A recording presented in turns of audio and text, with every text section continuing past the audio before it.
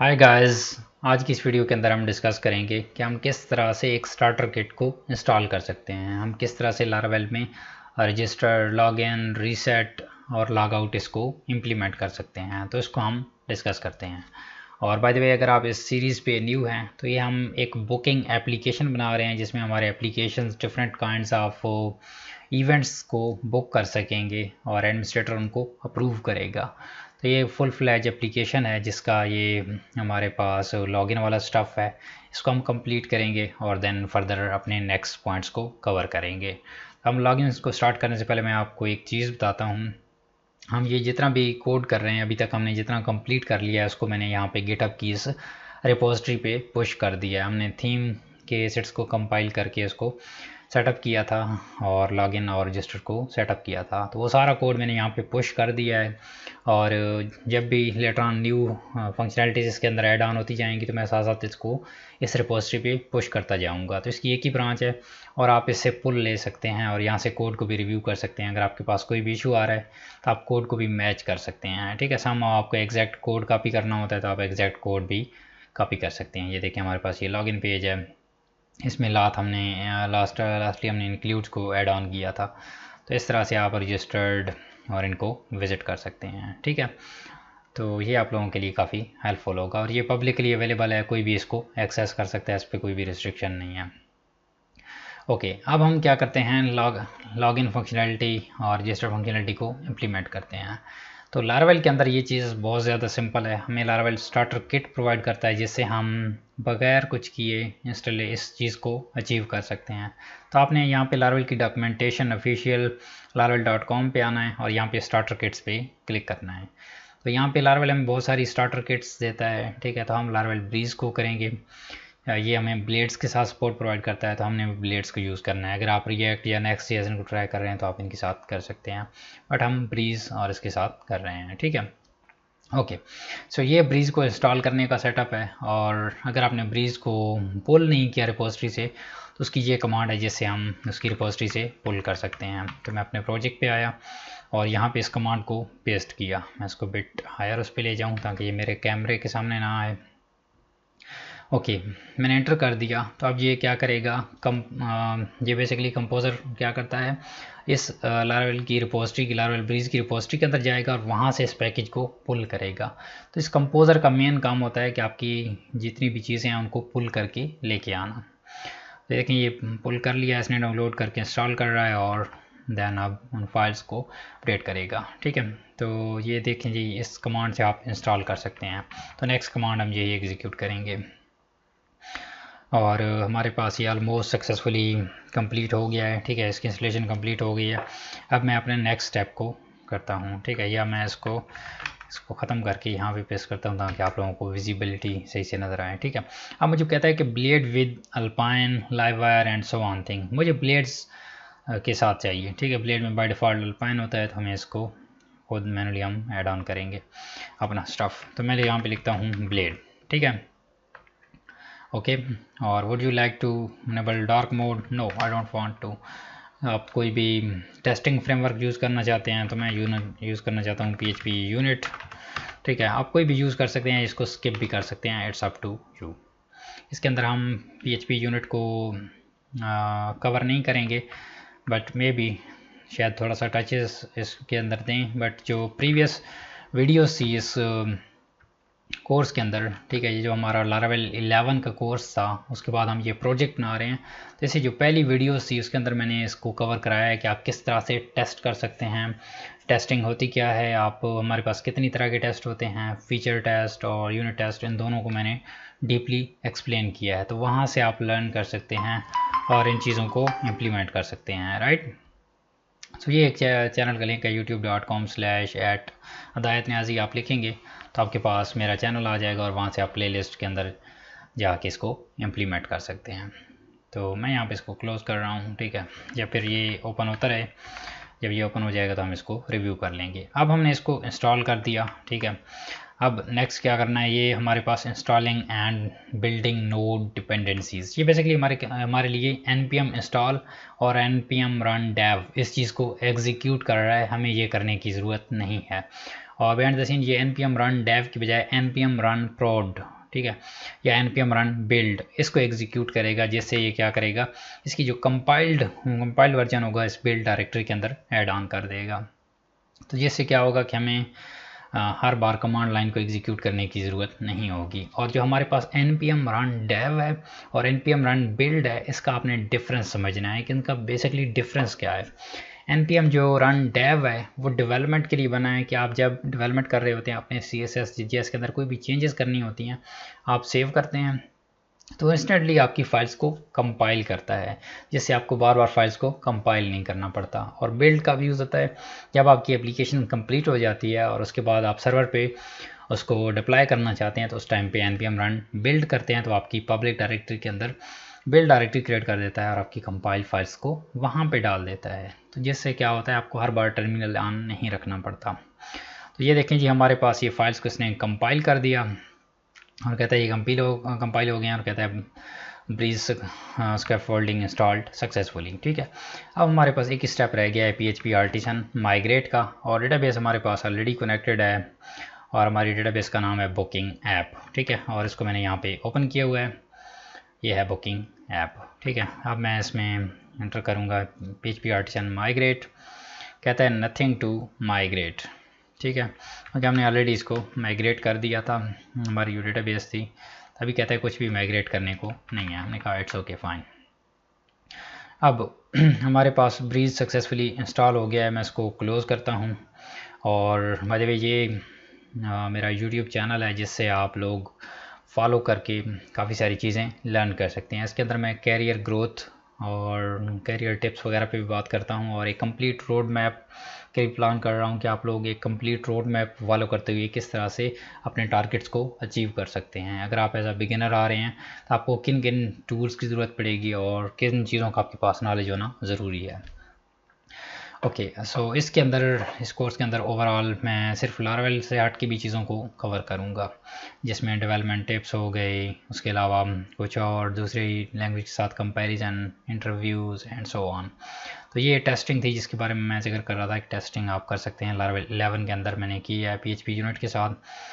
उसके बाद ये APIs पे मैंने कोर्स शूट किया है, उसके अलावा ये रोल्स एंड परमिशंस पे मैंने किया है, दैन ये लारावेल पे है, और ये लारावेल इंटरव्यूज़ की ये बहुत ज़बरदस्त सीरीज़ है जिस पे बहुत ज़बरदस्त इस पर फीडबैक आ रही है यूज़र्स की कि ये चीज़ हमें ज़रूरत है, और इस पर बहुत ज़्यादा ज़बरदस्त लोग इसको लाइक कर रहे हैं क्योंकि मैंने इसको बहुत ज़्यादा डिटेल के साथ बनाया है। उसके अलावा लारावेल 11 बिगिनर टू प्रो, ये अभी आपको इसी सीरीज़ की वीडियो देख रहे हैं जिसके अंदर ये प्लेलिस्ट के अंदर जानी है। तो 71 वीडियोज़ लारावेल के फंडामेंटल्स और जो जितने भी कॉन्सेप्ट हैं उनको कवर करने के लिए, और देन उसके बाद हम ये प्रोजेक्ट बिल्ड कर रहे हैं, तो ये फर्दर फिर प्रोजेक्ट बिल्डिंग स्किल आपकी इन्हांस करेगा। ओके, सो अब अगर मैं लॉगिन को विजिट करूं, रिफ़्रेश किया मैंने, वेट करें, तो आपके पास कुछ लॉगिन पेज इस तरह से अपीयर हो रहा है, राइट।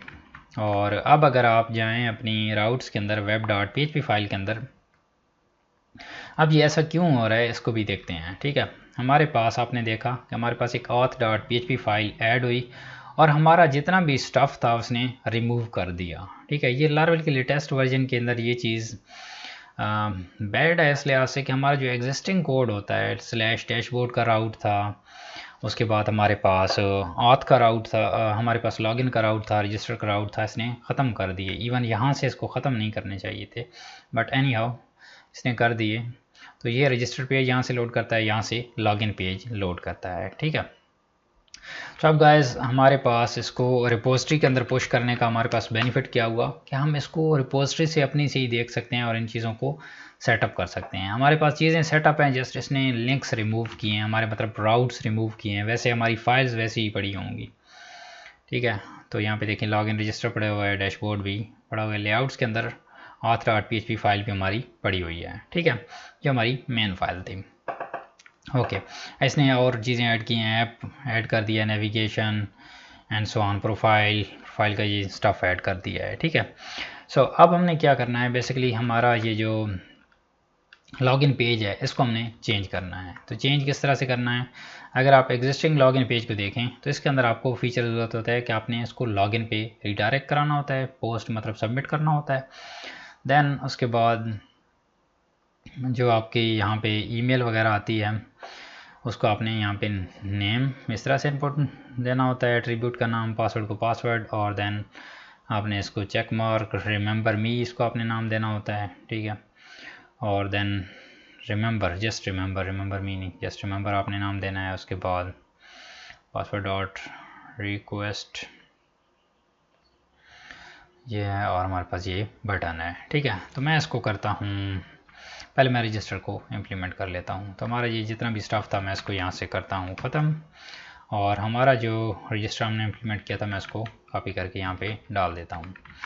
तो अब हमारे पास जिस तरह से ये लॉगिन है, रजिस्टर भी वैसे ही था, बट अब हमने इसको चेंज कर दिया है। तो अब रजिस्टर हमारे वाला आएगा, unable to create file in Vite, कहता है ये वाली फ़ाइल मिल ही नहीं रही, ठीक है। तो अब इसका जो इशू था हमने रिजॉल्व किया था, राइट।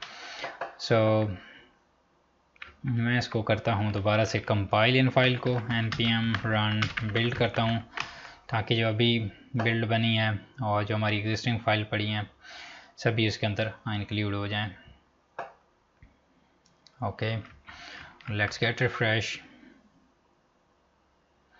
और स्टिल हमारे पास आ रहा है जी सिर्फ मटेरियल डिज़ाइन आइकन इस पे आ रहा है, कहता है कि ये बिल्कुल एग्जिस्ट ही नहीं करती। अगर मैं यहाँ पे जाऊँ कॉन्फ़िग के अंदर, ओह माय गॉड, ये इसने हमारी चीज़ें ये उड़ा दी हैं।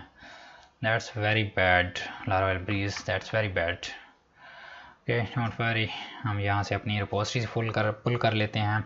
ये अच्छा हो गया कि हमने रिपोजिटरी पे पहले इसको पुश कर लिया था, और अब हम वहाँ से इन चीज़ों को पुल कर सकते हैं। सो मेरे पास ये रिपोजिटरी है बुकिंग ऐप, हमने इसका कोड पुश कर लिया था। मैं यहाँ पे weetconfig.js इस फाइल पे आता हूँ, और हमारे पास यहाँ पे जितना भी कोड है हमारे पास app.css और app.js का कोड भी मौजूद है, जो कि हमारी यहाँ पे इधर मौजूद है, राइट। तो मैं सारे को कॉपी करता हूँ और मैं यहाँ पे पेस्ट कर देता हूँ, राइट। मैंने सारे कॉपी किया, यहाँ पे पेस्ट कर दिया, हमारा सारा कोड आ चुका है। मैं यहाँ पे गिव इट अ सेव, और अब देखना, अब हम दोबारा से इन फाइल्स को कंपाइल करेंगे यूजिंग npm run build। तो अब हमारे पास वो वाला जो एरर है वो भी रिज़ॉल्व हो जाएगा। सो हमारी ये फाइल्स कंपाइल हुई, राइट। और यहाँ पे एक इशू आया, कहता है कि ये एक डेप्रिकेटेड है हमारे पास, कौन सा, कलर एडजस्ट, ये डेप्रिकेटेड है, इसको आप प्रिंट कलर से चेंज कर सकते हैं। So let me do this, colour adjust इस तरह सर्च करें तो आपके पास आ जाएगा। ये देखें हमारे पास एक ही जगह पे यूज़ हो रहा है कलर एडजस्ट, और इसको प्रिंट कलर एडजस्ट से ज़रा मैच करें, ठीक है, इसे रिप्लेस करें। मैंने पेस्ट किया, एंटर करें और दोबारा से इसको कंपाइल करें। बेसिकली ये एक वार्निंग है, कोई एरर नहीं है, बट स्टिल अगर आप इसको रिज़ॉल्व करना चाहते हैं तो आप रिज़ॉल्व कर सकते हैं। सो हमारे पास ट्रांजिशंस हो रही है, और देखें हमारे पास सक्सेसफुली एग्जीक्यूट हो गया है विदाउट एनी एरर। तो मतलब हमारा ये जो काम था ये सही हो गया है, ठीक है। सो मैं इसको क्लोज़ करता हूँ और इधर यहाँ पे आता हूँ। अब देखते हैं हमारे पास क्या हमारी एप्लीकेशन वर्क करती है। लेट्स गेट रिफ्रेश, और देखें हमारे पास जो हमारा रजिस्टर पेज था वो सक्सेसफुली आ चुका है, राइट। सो हमारे पास एक यूज़र का नाम होगा, ईमेल होगी, उसका पासवर्ड और रिमेंबर मी, राइट। सो हम यहाँ से रजिस्टर करेंगे यूज़र को। तो इसको फिक्स करने के बाद हमने फिर लॉगिन पे मूव ऑन करना है, और लॉगिन में हमारे पास जो बाय डिफ़ॉल्ट लॉगिन का आया है उसको हमने रिप्लेस करना है अपने डिज़ाइन के साथ। तो सबसे पहले हम इधर इस पे काम करते हैं कि हमारा ये जो फॉर्म है इसको हम सबमिट करते हैं, यूज़र को एक रजिस्टर करते हैं। और जैसा कि आपको पता है कि हमने जब डेटाबेस बनाई तो हमारे पास यूज़र्स टेबल था, तो अभी हमने उसी यूज़र्स टेबल के अंदर एंट्री करनी है, ठीक है। और अगर मैं यहाँ पे आऊँ, सर्च करूँ बुकिंग ऐप, तो हमारे पास एक यूज़र का टेबल मौजूद है। तो यहाँ पे हमने एंट्री करनी है यूज़र का नेम, ईमेल और उसके बाद उसका पासवर्ड, ठीक है। तो सिमिलरली यही चीज़ें यहाँ पे रिक्वायर्ड है। हम यूज़र नेम की बजाय हम इसको नेम बना देते हैं कि एक सिंपल नेम होगा।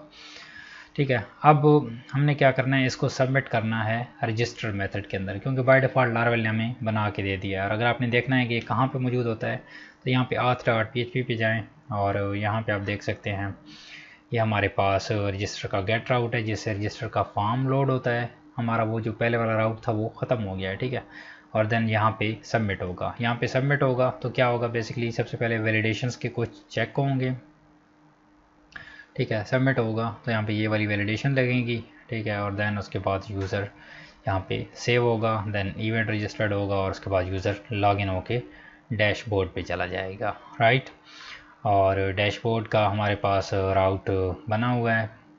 ठीक है, बाय डिफ़ॉल्ट ये कौन से डैशबोर्ड पे जाएगा, ये हमारे पास जो ये वाला डैशबोर्ड है, मैं इसको ओपन करूँ, ये डैशबोर्ड पे जाएगा। राइट, बट हमने इसको कौन से डैशबोर्ड पे लेके जाना है वो हम नेक्स्ट डिसाइड करेंगे, अभी हम इस पे नहीं आते।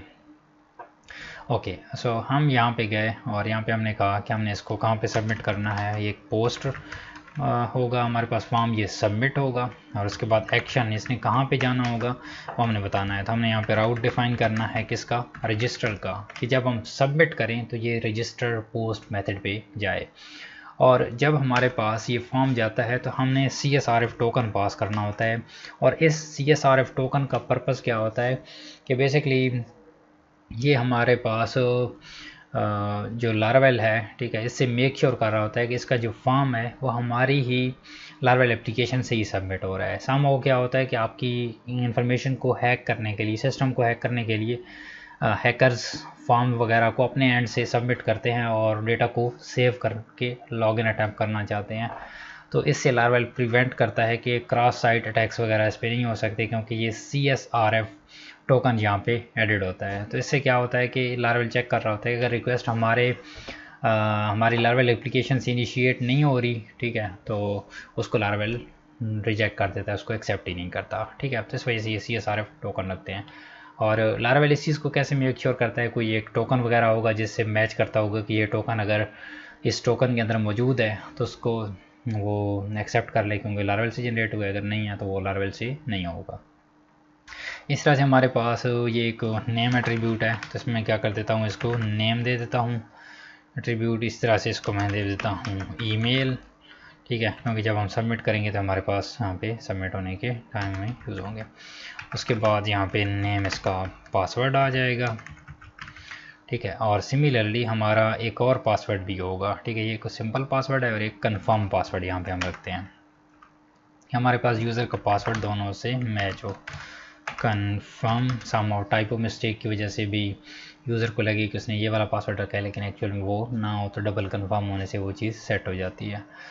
तो यहाँ पे आपने पासवर्ड कन्फर्मेशन इसको नाम देना है, क्योंकि लारावेल इसको ऐसे ही हैंडल करता है, पासवर्ड कन्फर्मेशन।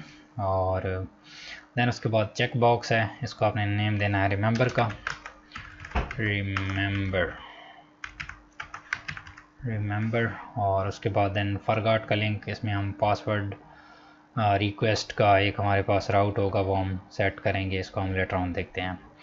उसके बाद देन रजिस्टर का हमारे पास बटन है। ठीक है, तो इस पे आपने इसको हमने href के अंदर चेंज कर देना है। ठीक है, रदर देन के this one.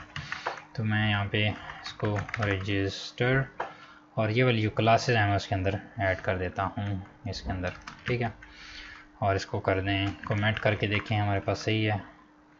Let's get refresh, और हमारे पास कुछ बटन इस तरह से आ गया, लेकिन इट्स फाइन। राइट, ओके, हमारा जो ये वाला चेक बॉक्स है ये आई थिंक प्रॉपरली चेक नहीं हो रहा, तो इसको हम देखते हैं कि हमारे पास क्या इशू है हमारे एंड से।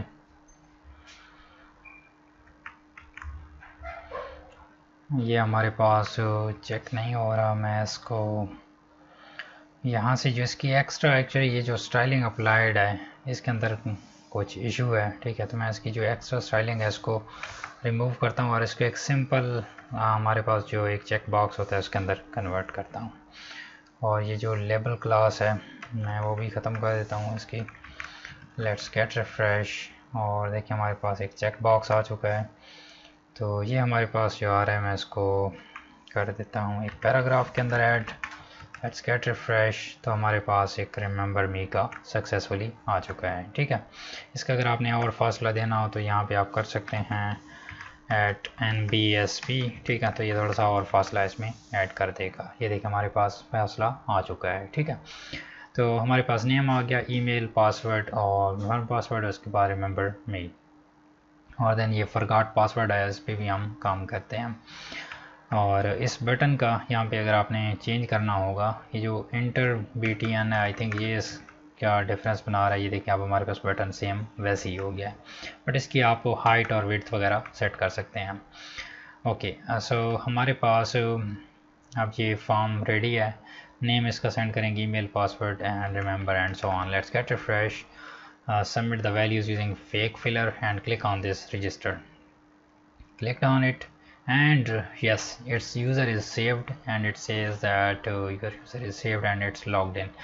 Name is this one, email is this one, and password is this one. And if I go back, so you can see this one is our user name, right? So we are successfully able to register our user. But let's say here, imagine the scenario. I'm going to logging this out, and here just click on this register, and let's say someone click on this register button, so it's not going anywhere and returning back, right? So it means that something went wrong. Click on it, refresh web page and back. So it means that Laravel is kicking back, right? Laravel is sending this request on the server, and then it's checked that name is missing, email is missing, and so on, and then it's returning it back. So how to display the errors here, right? You can display the individual errors against each input, or you can add the errors at the top. It's up to you how you want to achieve this. So let's say you want to achieve this by input, each input. So here you will mention that, let's say you are using this name, so you will call this error blade directive with the same attribute name here, this one, right? And then and error something like this, and then this contain a message variable. I'm going to class of text to danger, so it will make it a red text, and then message variable will be automatically available when this will throw an error. So let's get refresh and click on this register, and you can see this, it's displaying name field is required. Let's say I have entered this name and I'm going to now submit this value one more time, right? So you can see this, now it's not throwing the error, so it means that its validation is passed. So I'm going to also apply this validation for others too, like this one. So for this one should be the email, right? So name this email, and then this will be the password. So name this password, something like this password, and then this would be the confirm password. Okay, confirm password confirmation, right? This one, password confirmation, and then also copy this and apply this for this remember me, right? I'm going to paste this out, and I'm going to use this remember key, right? Okay, good enough. And now if I go here and register this again, so now it's showing that name field is required, email is, and password, and if I enter the wrong password, it will match that password with the confirm password, and saying password confirmation doesn't match. So it means that it's matching both password and confirm password. So our validations are properly working. और यहाँ पे एक हमने field add किया remember मी, जिसको login page के अंदर होना चाहिए, यहाँ पे होना भी नहीं चाहिए, और ये फॉरगॉट पासवर्ड भी यहाँ पे नहीं होना चाहिए, क्योंकि हमारा यूज़र रजिस्टर्ड हो रहा है। तो इस चीज़ को हम मूव करेंगे अपने लॉगिन पेज के अंदर। तो मैं इधर कोड को सारे को कॉपी पेस्ट कर देता हूँ, क्योंकि हमारे पास तकरीबन आइडेंटिकल स्टफ होगा। और ये मेरे पास जो इसका है फॉरगॉट पासवर्ड और इसकी जो डिव है, इसको मैं बिल्कुल ही ख़त्म कर देता हूँ कि हमारे पास आए ही ना। सो लेट्स गेट रिफ्रेश, और देखिए हमारे पास फॉर्म कुछ इस तरह से नज़र आ रहा है। तो हमारे पास यहाँ से यूज़र रजिस्टर्ड होगा। मैं एक और यूज़र को रजिस्टर करता हूँ, रजिस्टर्ड किया, और देखिए हमारे पास यूज़र लॉगिन हो गया। लेट्स गेट रिफ्रेश, और देखिए हमारे पास यूज़र सक्सेसफुली लॉगिन हो रहे हैं। और ये जो रिमेंबर टोकन है, ये हमारे पास लॉगिन टाइम पे सेट होता है, ठीक है? तो जब हमारे पास यूज़र लॉगिन होगा तो उस टाइम पे सेट होगा। तो हमारे पास ये गूगल और फेसबुक, इसको बाद में हम देखेंगे कि हमने इसको इंटीग्रेट करना है। और साइन इन यहाँ पे मैं सेट कर देता हूँ अपने लॉगिन पेज का राउट, लॉगिन, ठीक है। और टर्म एंड कंडीशंस ये हमारे पास, वैसे हमें अगर हमने एक्सेप्ट करानी हो तो हम एक्सेप्ट भी करा सकते हैं, ठीक है। हमारे पास ये चेक बॉक्स इसका भी नहीं आ रहा, ठीक है, जिस तरह से हमने पहले उसका सेट किया था। तो इसको मैं रिमूव कर देता हूँ क्योंकि इसकी हमें ज़रूरत नहीं है इस टाइम पे। जस्ट फ्रेश है। और देखिए हमारे पास साइन अप, और अगर मैं इस पर क्लिक करूँ तो यहाँ पे देख कहता है कि आप लॉगिन पेज पर आ चुके हैं। और जैसा कि लॉगिन पेज को मैंने चेंज कर दिया है, और यहाँ पे लेट्स गेट रिफ्रेश, तो आपके पास कुछ इस तरह से इंटरफेस आ जाएगा। और मेरे पास जो पुराना लॉगिन पेज था, इसके और इसके अंदर क्या डिफरेंस है उसको हम देखते हैं, ठीक है। ये कॉलम LG4 के अंदर आ रहा है, और ये हमारे पास ज़्यादा उसके अंदर आएगा, तो यही मेन डिफरेंस होगा। LG4 के अंदर ये भी आ रहा है, बट इसके डिफरेंस कहाँ पे आ रहा है हमारे पास। ये जो फॉर्म से पहले लॉगिन डिटेल तक जितनी भी चीज़ें हैं, मैं इसको चेंज कर देता हूँ फॉर्म से पहले, ठीक है। लेट्स गेट रिफ्रेश, और स्टिल जस्ट हमारे पास एक ही चीज़ चेंज हुई है, बाकी चीज़ें वैसी की वैसी हैं। तो मतलब यहाँ पे टॉप से इसका कुछ चेंज हो रहा है। विड्थ, ये विड्थ है, अगर मैं इसकी विड्थ 70 कर दूँ, लेट्स गेट रिफ्रेश, ये हमारे पास डिफरेंट चीज़ है। मैंने इसकी स्टाइलिंग सेट करनी है, ठीक है, इसके मुताबिक। तो हमारे पास कहाँ पे डिफरेंस आ रहा है, क्योंकि हमारी CSS और JS फाइल सेम है। अगर मैं इसको इधर रेप्लिकेट करूँ, लेट्स गेट रिफ्रेश, हमारे पास, अच्छा ठीक है, इसमें हमारे पास दोनों का जो विड्थ और हाइट सेम आ रही है, ठीक है। और इसके हम खुद से सेट कर सकते हैं। तो मैं इसको बैक कर देता हूँ, क्योंकि हमें यहाँ पे जस्ट हम ख़त्म करेंगे अपने नेम को, ठीक है। नेम हमें नहीं चाहिए, तो नेम वाली इसको डिव को ख़त्म कर दें। नेम ख़त्म हो गया, उसके बाद ईमेल चाहिए, पासवर्ड चाहिए, कंफर्म पासवर्ड भी हमें नहीं चाहिए। और उसके बाद जो रिमेंबर मी है, हमें वो रिक्वायर्ड है, राइट। रिमेंबर मी आ जाएगा और रीसेट पासवर्ड भी आ जाएगा। लेट्स गेट रिफ्रेश, तो देखिए हमारे पास लॉगिन स्क्रीन कुछ इस तरह से आ गई। और इसकी जो विड्थ है ना गाइस, ये हमारे पास कम होनी चाहिए, फॉर्म की जो विड्थ आ रही है, राइट। सो इस फॉर्म को हम देखते हैं कि हम इसकी विड्थ को किस तरह से कम कर सकते हैं। तो इधर इंस्पेक्ट पे क्लिक करें, और इसमें फॉर्म की यहाँ पे हम देखते हैं कुछ विड्थ वगैरह इसकी कम कर सकें। कार्ड बॉडी नहीं, ये कार्ड तो हमारे पास नहीं है, अलबत्ता ये हमारे पास फुल फॉर्म है कार्ड बॉडी।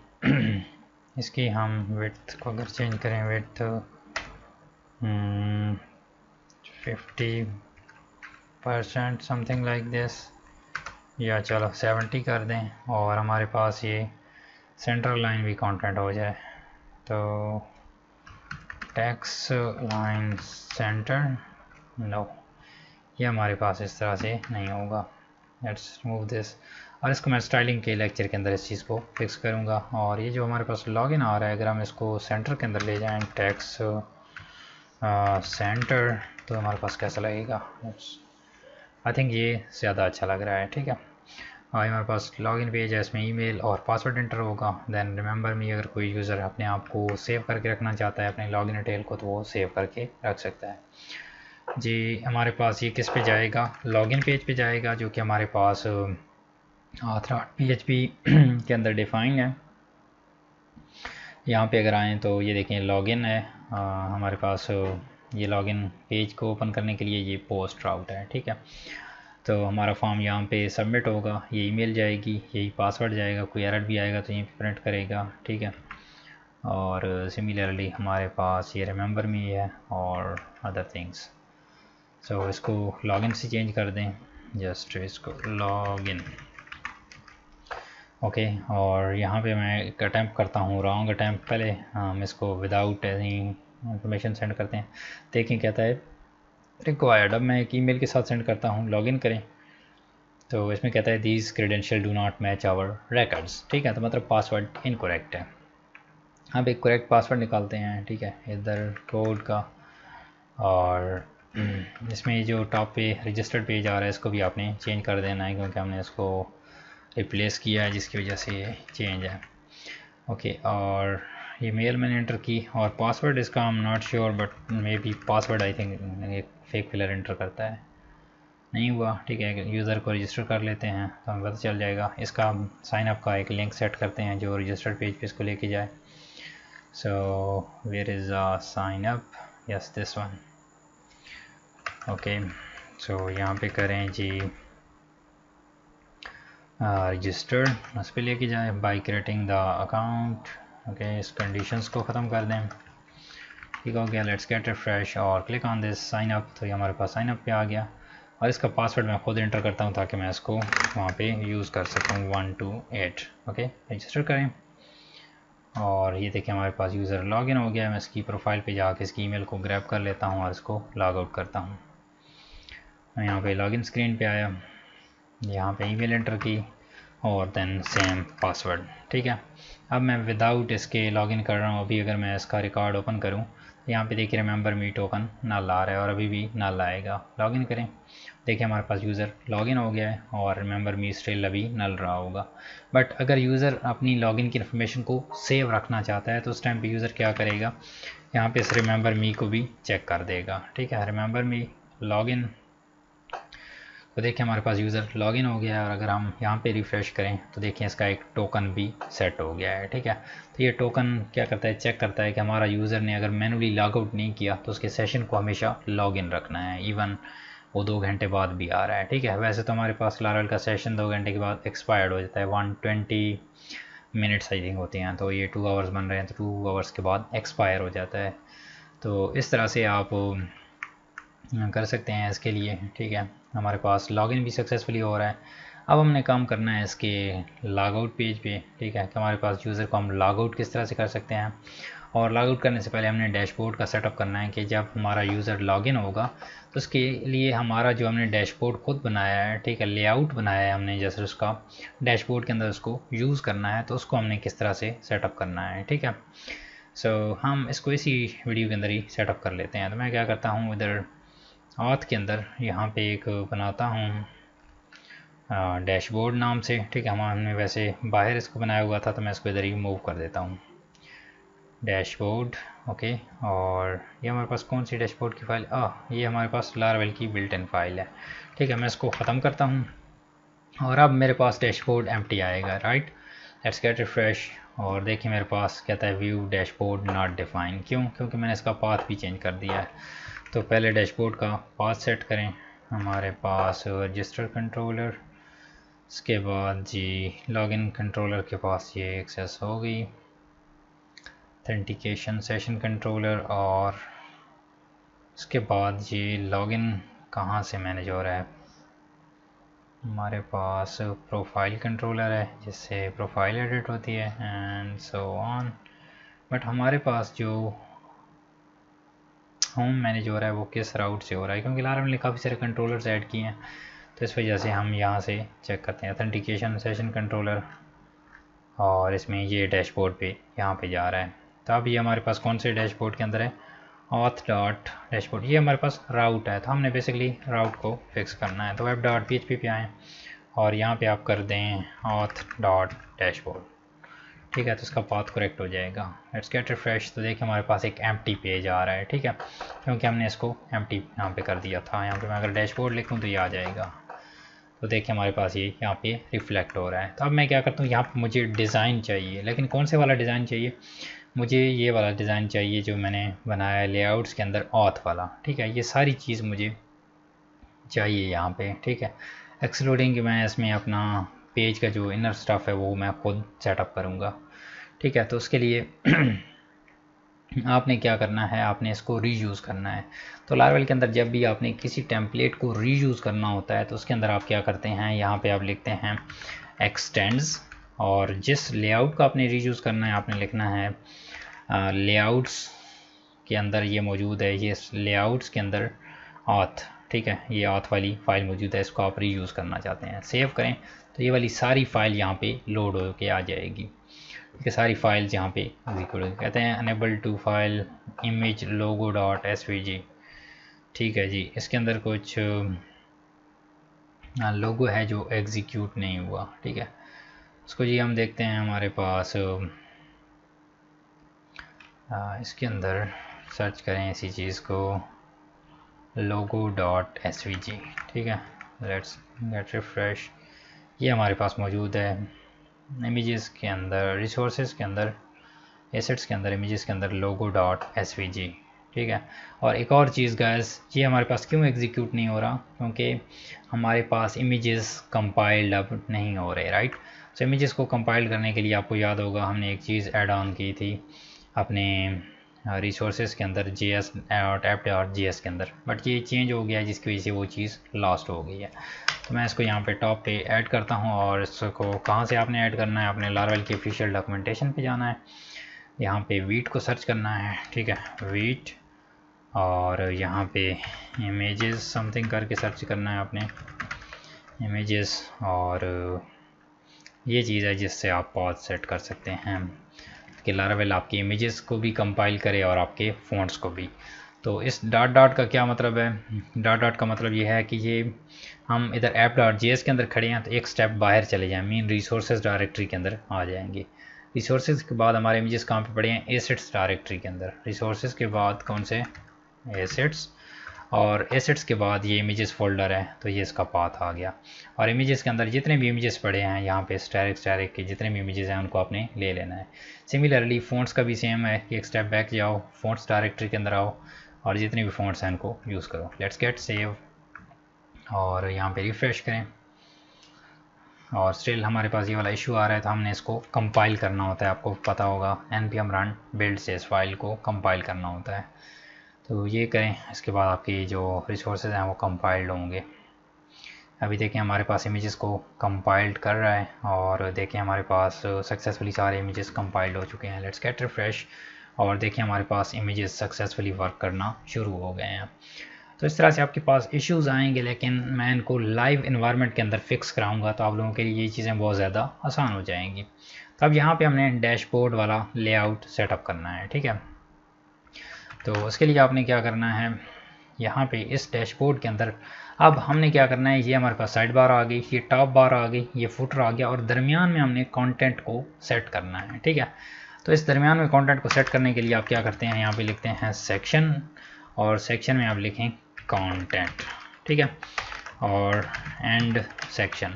तो अब यहाँ पे जो भी आप लिखेंगे डैशबोर्ड इनर स्टफ, ठीक है, ये जो भी आप कुछ लिखेंगे इस सेशन को आपने कॉल कराना होगा कहाँ पे, पेरेंट ब्लेड के अंदर, जो कि है layouts.auth, और इसके अंदर कहाँ पे आपने कॉल कराना है, जहाँ पे आपकी साइड बार एंड होती है और आपका जो इनर स्टफ है वो शुरू होता है। ठीक है, इस टाइम पे वो एम्प्टी है, लेकिन एम्प्टी जगह को हमने फाइंड करना है कहाँ पे है, और देन उसकी जगह पे यहाँ पे हमने रखना है इसको।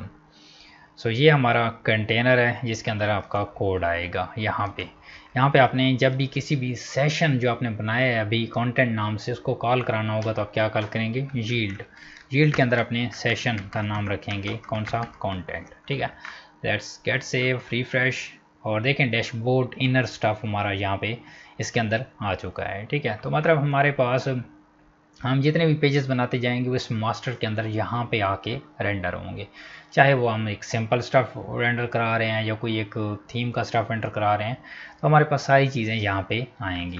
तो अगर मैं यहाँ पे अपने डेस्कटॉप पे जाऊँ और जो हमने थीम को एक्सपोर्ट किया हुआ है उसके अंदर जाके यहाँ पे इंपोर्ट करूँ किसी एक पेजेस को, इस इंडेक्स को इवन मैं कर लूँ इसके अंदर। वैसे तो हमारे पास मैप्स वगैरह और चीज़ें काफ़ी सारी होंगी, बट मैं स्टिल फिर भी इसके जो इनर कंटेंट है इसको ग्रैब करता हूँ और आपको दिखाता हूँ कि हमारे पास ये किस तरह से डिस्प्ले होता है। तो हम इसको जी कहाँ तक, ये हमारे पास partial main partial content wrapper ये हमारे पास आ रहा है। ठीक है, कंटेंट रैपर, ठीक है, कंटेंट रैपर के अंदर जितनी भी चीज़ आ रही है वो हमारे पास वो यहाँ पे कंटेंट रैपर आ रहा है, और फिर उसके अंदर जो जो स्टफ़ आता जाएगा, लेट्स से ये एक रो आ गई, ये एक रो आ गई, ये एक रो आ गई, जितनी भी चीज़ें आती जाएंगी वो सारी इसी के अंदर आएंगी, राइट। सो मैं इन सभी रोज को बंद कर रहा हूँ और इस सब को कॉपी किया। ठीक है, यहाँ पे कॉपी करें और इसको अब यहाँ पे ये रेंडर होगी कहाँ से, यहाँ से। ठीक है, तो मैं इसके अंदर पेस्ट कर दूँगा स्टफ़ को, तब मैं सेव करूँ तो ये चीज़ें वहाँ पे लोड होंगी। सो लेट्स गेट रिफ्रेश, तो देखिए हमारे पास इनर स्टफ़ यहाँ पे आ चुका है। इसमें काफ़ी सारी चीज़ें जो इसके मैप्स वगैरह और चीज़ें वर्क नहीं करेंगी, बट नो प्रॉब्लम, हम कुछ चीज़ों को कवर करेंगे और कुछ जो मैप्स वगैरह हैं, ठीक है, इसको हम बाद में डील करेंगे अगर हमें इन चीज़ों की ज़रूरत होगी, क्योंकि काफ़ी सारी चीज़ें इसमें अननेसेसरी हैं जिनकी हमें ज़रूरत भी नहीं है। ये जो ट्रांजैक्शन हिस्ट्री वाली रो है इसको मैं रिमूव करना चाहता हूँ, ठीक है। सो यहाँ पे जाएं, अपने जितने भी रोज़ एंटर की हैं, ठीक है, लेट्स से ये मैंने एक रो एंटर की है। अब मैं इनको क्लोज़ करके इसको ख़त्म करूँगा जो एक्स्ट्रा अननेसेसरी चीज़ें हैं। तो इसमें ये आ गई सबसे पहली रो, ठीक है, ये प्रॉपरली अलाइन भी नहीं है, तो हमारे पास ये इस तरह से पहली रो हमारे पास आ गई, ठीक है। उसके बाद दूसरी रो है जिसके अंदर 12 पॉइंट ये लिखा हुआ आ रहा है। पहली रो हमें जो हमारे पास ये वाली आ रही है, वांट टू मोर फीचर्स, इसको हमने रिमूव करना है, ठीक है। इसको ज़रा रिमूव करके देखें आपके पास सही आता है। Let's get it fresh. तो देखिए हमारे पास इस तरह से आ रहा है, ठीक है। उसके बाद ये ट्रांजैक्शन हिस्ट्री और देन ये जो हमारे पास चीज़ें आ रही हैं इसको भी हम रिमूव कर सकते हैं। नीचे वाले हमारे पास फिगर्स आए पड़े, ये भी हमारे पास टेबल आए पड़ा। ये दरमियान वाला ट्रांजैक्शन हिस्ट्री वाला स्टफ हम रिमूव करते हैं, ठीक है। तो आप क्या करें, यहाँ पे जो ट्रांजैक्शन हिस्ट्री वाली रो आ रही है इसको ख़त्म कर दें। उसके बाद देन हमारे पास ये रेवेन्यू वाली चीज़ें आ रही हैं, ठीक है। रेवेन्यू को भी मैं ख़त्म करता हूँ। अगर मैं देखूँ रेवेन्यू, क्या हमारे पास ये वाला ज़्यादा विजिबल रहेगा, मे बी मैं इसे रिप्लेस कर दूँ।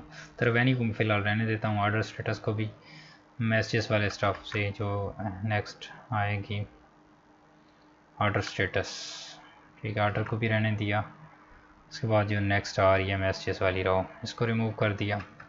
उसके बाद जो लास्ट विजिटर वाली रो आ रही है, आई थिंक इसको भी हमें रिमूव कर देना है, विजिटर, ठीक है, ये भी रिमूव करनी है। लेट्स गेट सेव, रिफ्रेश, और देखिए हमारे पास कुछ इस तरह से लेआउट आ गया। और जो टॉप पे हमारे पास आ रहे हैं, फ़िलहाल मैं क्या करता हूँ, ये जो दरमियान वाली रो है अगर मैं इसको कमेंट करके देखूँ कौन सा हमारे पास अच्छा लग रहा है, हमारे पास ये आ गया, या फिर इसको मैं अनकमेंट करूँ और इसको कमेंट करके देखूँ रिफ़्रेश, तो हमारे पास कुछ इस तरह से विजुअली इसकी लुक आ रही है। आई थिंक ये ज़्यादा बेटर लग रही है रेदर दैन ये प्रीवियस वन। तो ये जो हमारे पास ये वाला स्टफ है मैं इसको रिमूव कर देता हूँ, ठीक है। तो हमारा डैशबोर्ड कुछ इस तरह से नज़र आएगा। यहाँ पे हम अपनी रिसेंट एंट्रीज़ को शो कराएंगे, ठीक है। तो ये था हमारा ओवरऑल स्टफ, हमने डैशबोर्ड को बना लिया। उसके बाद हमारे पास हमारा यूज़र प्रॉपरली लॉगिन हो पा रहा है और अब हमने इस लॉगआउट पे भी काम करना है, ठीक है। तो हमारा यूज़र यहाँ से लॉगआउट हो पाएगा।